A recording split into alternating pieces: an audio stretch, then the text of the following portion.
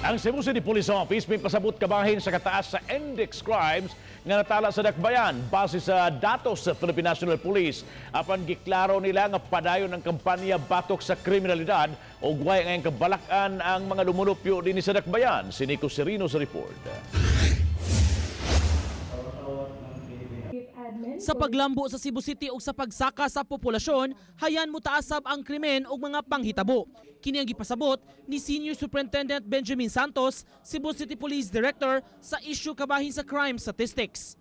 Sa gipagawas nga dato sa PNP sa chartered cities nationwide, kung gidaghanon sa mga index crimes ang hisgutan, ikatulo sa labing daghan ang Cebu City nga nagsunod sa Quezon City ug Manila.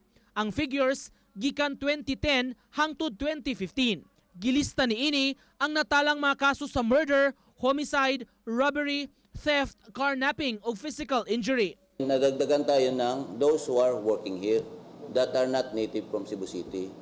So what will happen pag there are influx of people, siyempre, it's normal na magkakaroon ng crime.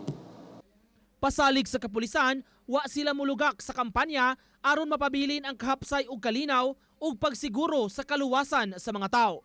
Mato ni Santos, lakip sa ilang gihimo ang paghingusog sa enforcement sa mga arrest warrants, pakig-alayon sa mga barangay intelligence networks ug lambat-sibat volunteers. The statistics will depend on the person looking at the statistics. For me, it's not alarming because we are doing something. The police, Cebu City, the police is doing something. Samtang karong adlaw, gisugda na ang pag-demolish sa karaang istruktura sud sa Cebu City Police Compound.